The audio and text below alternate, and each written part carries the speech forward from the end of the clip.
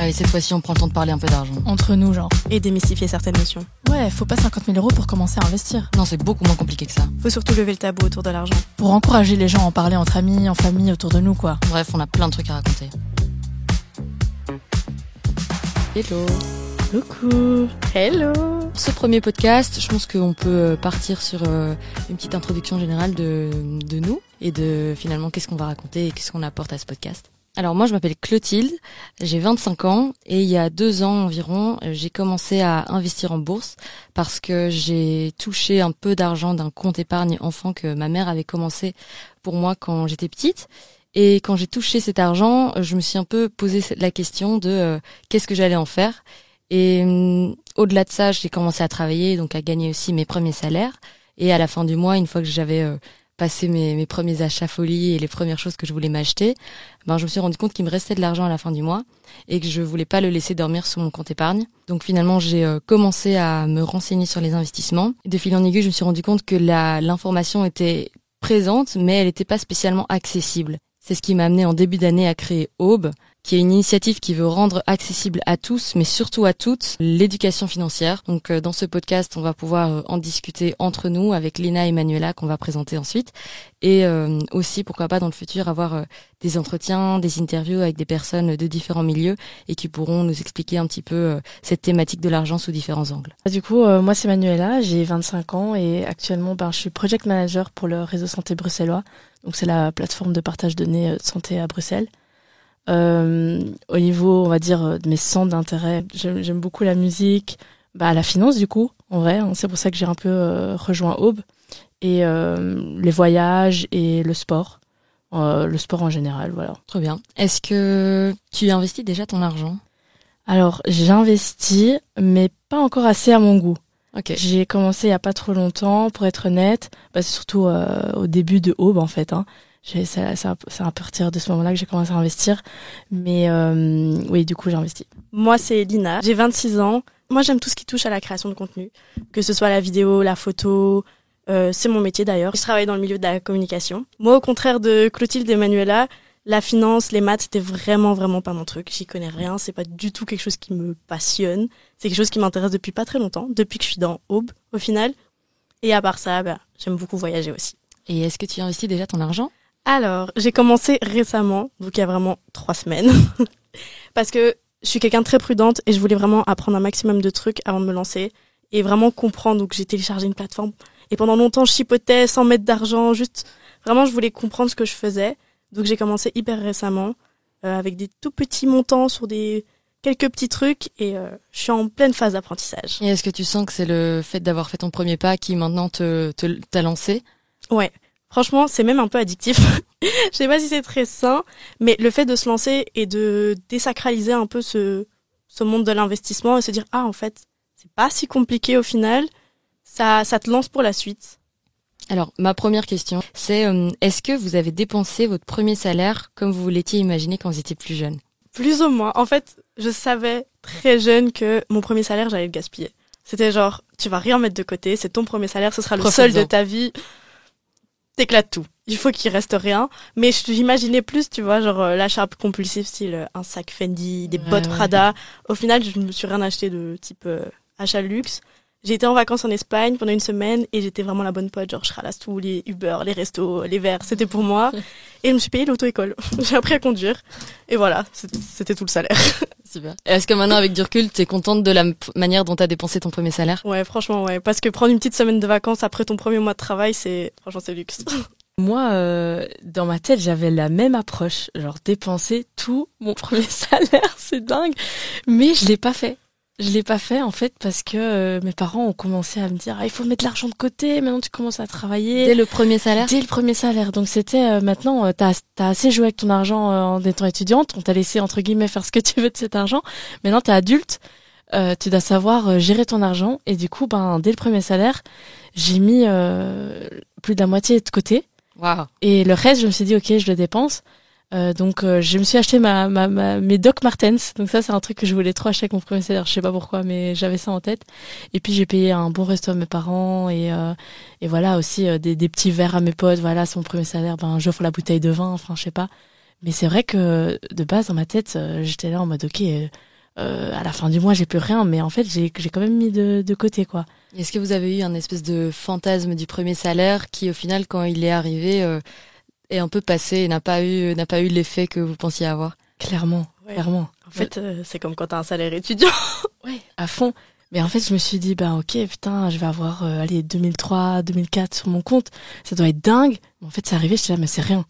C'est pas beaucoup, en fait. Parce que tout devient plus cher parce qu'en fait, au-delà de ne plus être étudiant et du coup de commencer à gagner son argent, on perd aussi tous les avantages des étudiants. Donc, tout devient payant. On a, maintenant, on est encore, à la limite des 25 ans, mais après, à 26 ans, on n'a plus droit aux tarifs jeunes, etc. Donc, tout l'argent qu'on ne dépense pas en étant étudiant, on le dépense au final avec le salaire. Ouais. Moi, j'avais toujours eu comme idée de payer un restaurant à ma famille. Ouais. Ce que j'ai fait, mais pas avec mon premier salaire, parce qu'au final, on n'a pas eu le temps d'organiser ça, et le restaurant dans lequel je voulais aller était réservé. En fait, il n'y avait pas de place. Donc, avec ce premier salaire, j'ai acheté des places de concert. Okay. C'était le concert de The Weeknd à l'époque. Et j'en étais très contente. Et c'est marrant parce que c'est de l'argent que j'ai dépensé assez rapidement. Mais au final, j'en ai profité que 6-7 mois après, vu que les concerts, ça se fait toujours en avance. Donc c'était un peu marrant. Et j'ai eu aussi un espèce de déclic quand je me suis rendu compte que, en fait, ce salaire-là, on le reçoit aussi tous les mois. C'est de l'argent qui rentre de manière régulière et qui est une chose que, en tant qu'étudiant, on n'a jamais vécu. De fait de... On sait qu'à la fin du mois, et on a de la chance parce que ici on est toutes les trois en CDI, donc on sait qu'à la fin du mois, on va récupérer l'argent et si on veut, on peut remettre un peu les compteurs au maximum pour repartir. Mais donc c'est vrai que ça nous engraine aussi parfois dans de la consommation et ça nous donne envie de dépenser cet argent. Ouais, la stabilité, ça fait que t'as envie de dépenser. C'est tu ça. dis ça va revenir. C'est ça. L'argent, ça vient, ça part. D'ailleurs, en parlant d'argent et de consommation, etc., est-ce que vous aviez un rapport particulier à l'argent? Est-ce que ce rapport a aussi eu l'occasion d'évoluer? Est-ce que genre vous voyez ça comme quelque chose de plutôt positif ou négatif? C'est difficile de dire si c'est positif ou négatif. Mais moi, je pencherais plutôt vers le négatif pour moi, honnêtement. En tout cas, avant. J'ai eu un rapport difficile, on va dire, avec ça, parce que ça a toujours été synonyme de prudence, de restriction. Enfin, faut économiser. En tout cas, ça a toujours été, on va dire, le modèle chez moi à la maison. Donc, j'ai toujours vu l'argent comme un moyen de penser à son avenir, quoi. Donc, ouais, c'était très restrictif. Donc, l'argent, enfin, ça faisait peur, quoi. Donc, si tu le gères mal, ben en fait, tout s'effondre autour de toi. Alors que non, enfin, il y a des solutions. Enfin, voilà. Mais du coup, je trouve que j'ai encore une relation en construction avec l'argent. Donc, j'essaye de me détacher et de me dire que l'argent ne fait pas tout, quoi. Même si, oui, ça fait beaucoup, mais ça fait pas tout. Et il y a toujours moyen, on va dire, de retomber sur ses pattes et de rebondir, on va dire, si ça va pas, quoi. Et est-ce que ton rapport à cet argent, maintenant que c'est le tien et plus celui de tes parents, il a évolué? Ouais, mais le truc, c'est que ça a été l'inverse au début. Donc, j'ai commencé à dépenser un peu trop. Et du coup, j'étais en mode, wow, enfin, là, je dépense un peu trop dans des conneries. J'ai commencé, ouais, vraiment dans des conneries, même pas dans des achats utiles. Et je dépensais parce que j'étais là, ok, c'est mon argent, je fais ce que je veux. Sauf que, en fait, mes parents, bon, ils ont été un peu, on va dire, trop stricts, mais ils avaient raison dans le fond. Faut faire attention, quoi. Faut savoir le gérer et faut pas se retrouver à zéro à la fin, quoi. Est-ce que tu peux nous donner un exemple d'une dépense pas utile, mais qui t'a quand même un peu fait plaisir? Je pense que c'était un jour, j'ai été dans des magasins un peu fast fashion comme ça et j'ai commencé à acheter plein de babioles. Je suis ressortie avec, je pense, 200 € d'achat. Mais en des trucs qui ne servent à rien, dans du make-up que j'utilise pas, je sais pas moi, des pyjamas, des trucs. Et je dis oui, je prends. Et en fait, c'était pas nécessaire, quoi. Est-ce que c'était pour le plaisir de savoir qu'en fait tu peux l'acheter en fait, genre tu peux le faire, t'as les moyens, tu peux? Ouais, clairement, parce que j'étais là, j'ai même pas regardé mon compte en banque. Enfin, je me suis pas dit non, j'ai pas 200 € sur mon compte en banque. Je savais que je les avais. Donc j'étais là, je mets ma carte et c'est bon, quoi. C'est ça. Donc on revient à cette idée de piège de consommation où finalement quand on sait qu'on peut s'acheter, ça va vite. Ouais, ça va super vite. Ouais. Et toi, du coup, Lina, est-ce que par rapport à cette question du rapport à l'argent, Ouais, je pense que mon rapport à l'argent, il a beaucoup évolué depuis que j'ai mon propre argent, que c'est une rentrée d'argent surtout qui est stable, qui est... c'est assez pour vivre. Et c'est pas... Je dois pas compter mes sous, je touche du bois, j'ai de la chance, je dois pas compter mes sous à la fin du mois, faire des petites économies, etc. Du coup, mon rapport, il est beaucoup plus sain. Là où, dans ma jeunesse, je pense que j'avais plus un rapport de frustration par rapport à l'argent, de... faut compter ses sous, tu peux pas te faire plaisir, tu dois mettre de côté, etc. Et là où c'est un peu différent de chez Manuela, même si je me reconnais dans tout ce que tu as dit, c'est que chez moi, j'ai pas grandi dans un environnement où on mettait énormément d'argent de côté. Parce que c'était juste pas possible, donc il y avait pratiquement jamais de compte d'épargne. Mais c'était un truc on vivait au jour le jour. Et du coup, dès qu'il y avait un peu d'argent en plus, on se disait, vas-y, mets 60... C'est ça. Ouais. Mets 60 balles de côté, ça va rien nous aider dans la vie, dans la qualité de vie. Donc, go shopping, go resto. Donc j'ai plutôt été élevée dans ce truc de quand même dépensier, mais sans argent, tu vois. Du coup, j'ai parfois un peu encore ce truc de oh vas-y, je profite. Je veux ce truc, je l'achète, tu vois. C'est du petit plaisir. Je veux ce resto, je vais pas regarder le prix, je prends le plat que je préfère. Je veux ce pantalon, je l'achète. Genre encore un peu ce petit truc, même si je pense que maintenant c'est beaucoup plus sain et y a pas ce rapport de frustration, c'est je me fais plaisir, mais j'ai une bonne balance en OK, je me fais plaisir, mais je pense aussi à plus tard.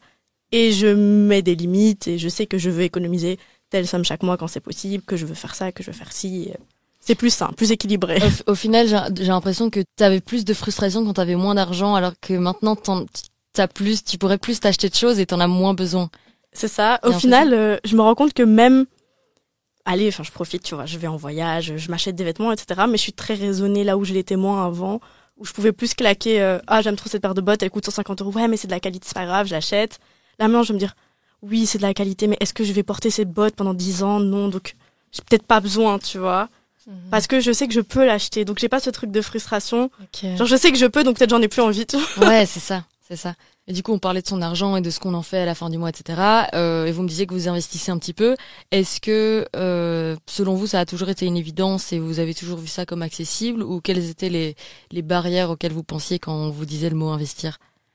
Moi, justement, le mot que si tu me disais investissement il y a quelques mois même, allez, peut-être années plutôt, c'est vraiment le mot inaccessible que je t'aurais dit. J'avais vraiment cette image, ce cliché de l'homme riche avec sa voiture, qui a beaucoup d'argent et qui investit dans des grandes boîtes genre Microsoft, Apple, etc. et qui au final fait pas autre chose que ça et qui se fait beaucoup d'argent, mais qu'il fallait déjà venir de ce milieu social-là. Donc soit quelqu'un qui avait déjà une richesse héritée ou qui d'un coup avait une grosse richesse et qui pouvait investir cette richesse-là. Exactement, genre pour moi c'était ça, la bourse, les actions, etc. Et puis t'avais acheté une maison. Ouais. Ou de l'or. Alors, c'était vraiment ces deux options-là, rien au milieu. Et dans les deux cas, il fallait de l'argent de base. Okay. Donc pour moi, vraiment inaccessible. Alors, le seul truc auquel j'aurais pu penser en étant plus jeune, c'est acheter un appart ou une maison. Mais en plus, comme je vous l'ai dit, j'ai fait des études de communication, j'étais nulle en maths, en finance, je savais même pas je connaissais même pas la différence entre une action et une obligation, etc. Donc pour moi, tout ce qui était bourse, etc., c'était inaccessible, c'était trop compliqué. Et c'était juste pour les gens qui travaillaient dans ce domaine. Donc ça veut dire que même au-delà du fait que t'aies pas fait des études là-dedans, t'as jamais été exposée à ces mots-là en fait? Non, du tout. Moi, dans ma famille, je connais personne qui investit ou qui en parle ouvertement. On m'a toujours dit, t'économises ton argent et la première chose que tu dois faire, c'est acheter ta maison. Acheter ton appartement, ton bien, c'est l'investissement le plus sûr, t'habites dedans, tu peux le louer plus tard. Si t'as la chance, t'en achètes un deuxième, un troisième et tu loues, mais rien d'autre que ça. Et l'or, parce que je viens d'une famille marocaine et chez nous, l'or c'est très important. Et en vrai, on n'en parle pas beaucoup en tant qu'investissement parce que c'est tellement normal chez nous, mais c'est vrai que l'or, en fait, on achète de l'or et on le stocke. C'est ça. Pour les enfants, et c'est un investissement. Ouais. La note sur l'immobilier d'ailleurs que tu disais, c'est vrai que même moi qui ai grandi dans une famille où on parlait quand même de compte épargne, on parlait assez ouvertement de quand ma maman elle allait en rendez-vous à la banque et elle en revenait, je pouvais lui poser des questions, il n'y avait pas vraiment de tabou autour de ça, mais c'est vrai qu'il y a quand même toujours cette pression un peu parentale de le premier bien c'est de l'immobilier, c'est quelque chose de tangible parce qu'en fait c'est ce qu'on peut voir, et les actions ou la bourse ça peut être très numérique ou très digital, et vu que c'est pas tangible en fait on a peut-être moins confiance. Et je ressens une différence entre ce qu'elle m'a appris et ce que moi j'ai appris, parce que moi j'ai beaucoup plus confiance en les technologies, et donc moi mes premiers pas en bourse je les ai fait aussi sur une application mais en laquelle j'avais confiance parce que je suis habituée au digital. Je rejoins beaucoup le discours de Lina en fait, parce que moi, contrairement à toi, Chlo, c'était assez tabou en fait, l'argent. Et c'était le premier investissement que tu fais. Pour moi, c'était égal à l'immobilier. Donc, t'achètes un appart ou une maison. Ça, c'était le mot investir, ça voulait dire ça, quoi. Mais pour le reste, moi aussi, investir, c'était pas dans ma portée, quoi. C'était pas pour moi parce que moi, j'ai pas assez d'argent pour investir, parce que je pensais que investir, tu dois commencer avec des sommes astronomiques, en fait, et que je me disais, c'est vraiment de l'argent que tu peux jeter. Sauf que oui et non, quoi. Enfin, cet argent, en fait, tu le mets dans un compte épargne, il dort, quoi. Il dort dans ce compte épargne. Sauf que, en fait, pour fructifier tout ça, pour faire le plus d'argent, t'es obligé de le faire travailler, cet argent, tu vois. Donc, c'est ces petites notions-là qu'on n'avait pas, que j'avais pas en tout cas, et mes parents non plus. Et ça fait peur, en fait. Le mot investir fait peur parce qu'on a l'impression que c'est des trucs, comme tu dis, c'est pas tangible, c'est des trucs numériques, et on sait pas si demain tout tombe ou pas. Sauf que, entre guillemets, pour un bien immobilier, demain il y a une grosse crise. Je sais pas, j'invente, mais il y a une grosse crise immobilière, ton bien il perd en valeur. Entre guillemets, il y a un risque aussi, quoi. À un moment donné, il y a un risque aussi, même s'il est moindre. Mais comme c'est tangible, on voit pas le même risque, quoi. Et par exemple, est-ce que vous aviez une idée de si vos parents avaient des investissements dans des comptes à terme ou des investissements à la banque, un compte épargne pension? Est-ce que s'ils vous disaient que parfois ils épargnaient pour, je sais pas, aller en vacances ou quelque aussi un peu avec ce qui s'est passé pendant mon enfance à moi? Je sais qu'on parlait souvent du compte épargne vacances qu'on savait qu'il fructifiait et qu'au fur et à mesure que ma mère faisait des brocantes ou qu'elle revendait des trucs, elle nous disait je le mets dans mon compte épargne vacances, et on savait que on aurait des belles vacances. Le fait de l'avoir économisé pour ça me faisait aussi me dire que elle répartit tous ces sous-là et elle a l'air très confortable avec ça, donc ça doit bien marcher vu que ça n'a pas l'air de la stresser tous les jours. Moi, je sais que mes parents avaient des comptes à terme, des comptes, on va dire, épargne pension, mais pour le reste, aucune idée de comment ils faisaient, par exemple, pour les vacances. Je sais pas si ils mettaient un compte épargne vacances, j'ai aucune idée de comment ils géraient ça. Et encore aujourd'hui, j'ai aucune idée de comment mes parents gèrent leur épargne. Aucune idée. C'est marrant qu'on ne parle pas en famille. Non, pas du tout. Fou. L'argent, c'est tabou. C'est tabou. C'est tabou. Chez moi, c'est totalement l'inverse parce que du coup, je vis qu'avec ma mère et on est très très proches. Et depuis que je suis toute petite, et elle m'a toujours parlé d'argent ouvertement. Donc j'ai toujours été au courant de combien elle gagnait, de ce qu'il y avait dans les comptes, de combien on payait pour les factures, etc. Même peut-être trop jeune. Mais du coup, je sais que par exemple pour les vacances, moi j'avais tout le temps, et mon petit frère aussi, on recevait une petite tirelire chaque année. Et à chaque fois qu'on recevait des petites pièces, des trucs comme ça, ma mère nous disait, vous mettez dedans, c'est pour les vacances, c'est pour les vacances. Et fin d'année, on allait à la Banque Nationale avec le gros pot de pièces et on attendait genre combien on va recevoir d'argent et tout. Et on savait que c'était un petit budget pour se faire plaisir en vacances, pour un petit resto, pour s'acheter un truc et tout. Et je sais que chaque année, quand on partait en vacances, quand on pouvait le faire, c'était la prime de fin d'année. Tout simplement, genre c'était le budget vacances. Et Et du coup, il y avait pas vraiment de tabou d'argent chez moi. Et est-ce que c'était de l'argent pour toi, cette tirelire, ou c'était de l'argent pour votre famille? Non, ça c'était pour moi. Ah, c'était pour toi. C'était pour moi. Je partageais pas. C'était compète avec le petit frère qui allait avoir le plus de pièces. Je voudrais qu'on termine chacune en disant un petit peu ce qui nous intéresse dans le projet et ce qu'on aimerait bien transmettre à travers non seulement ce podcast, mais aussi tout le projet en général, donc ce qu'on fait sur les réseaux sociaux, nos vidéos, nos articles, etc. Moi, une des premières choses qui m'a marquée, qui m'a vraiment motivée à me lancer dans ce projet, c'est déjà moi-même mon propre vécu, de me dire que j'y connais rien et j'ai besoin d'apprendre et que j'ai pas eu ces infos à l'école et que du coup, avoir ce contenu accessible, facile à comprendre, c'est ce que j'aurais aimé avoir moi. Et du coup, ça me fait plaisir de pouvoir le faire pour les autres, en particulier pour les femmes.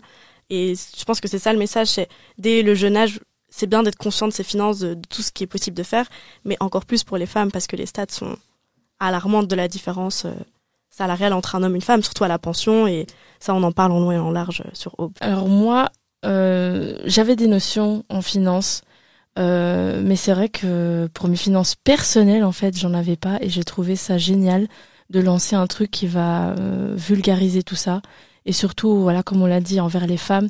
Et ce que je veux vraiment transmettre avec Aube, c'est à quel point c'est accessible pour tous, en fait. On n'a pas besoin d'avoir 50 000 euros au départ pour investir, en fait. On peut faire ça avec, 50 euros par mois. On peut dire ça comme ça. Donc, je veux vraiment transmettre l'idée que chacun peut le faire. Et même, en fait, si t'es pas issu du milieu, on va dire, que t'es pas blanc, que t'es pas riche, que tu sors pas d'une famille, qui a investi, etc., tu peux le faire, quoi. Genre, c'est vraiment ça que je veux transmettre. Et surtout, voilà, comme l'a dit Lina, hein, c'est vraiment pour les femmes. On doit vraiment s'entraider. Et il y avait pas de représentation féminine dans ça, en tout cas en Belgique. Et je pense que c'est super important d'avoir de la représentation, de la diversité. Et c'est pour ça que je me suis lancée dans le projet et que je suis trop chaude de continuer, quoi. Moi, ce qui me motive dans cette initiative, c'est le fait que l'investissement personnel, c'est une des choses sur lesquelles nous, on peut agir. C'est-à-dire que c'est accessible, comme on l'a dit. Si on fait l'effort de se renseigner et de comprendre un petit peu de quoi il s'agit sans devenir un expert du trading et de la bourse, mais d'avoir les bonnes notions et les bonnes pratiques financières, c'est quelque chose qu'on est les seuls à pouvoir faire pour nous-mêmes. On sait que il y a des écarts de salaire qui vont arriver. On sait que les femmes sont aussi lésées si elles décident d'avoir des enfants. Donc, on n'a pas à rajouter cette charge en plus sur nous-mêmes. C'est un levier que nous, on peut activer. Donc, comme on l'a dit, j'ai vraiment envie que ce soit le mot de fin de s'il y a bien une chose sur laquelle on peut agir, c'est celle-là. Et donc, il faut pas hésiter à se lancer. On essaye vraiment de faire plein de formats différents pour essayer de toucher les gens là où ils sont, toucher une audience qui nous ressemble et de pouvoir vraiment dire à tout le monde, même les gens qui vont faire des études scientifiques, des études de journalisme, qui n'auront jamais de cours d'économie dans leur cursus scolaire, qu'en fait c'est possible et qu'avec quelques bases d'investissement, on peut déjà faire beaucoup de choses.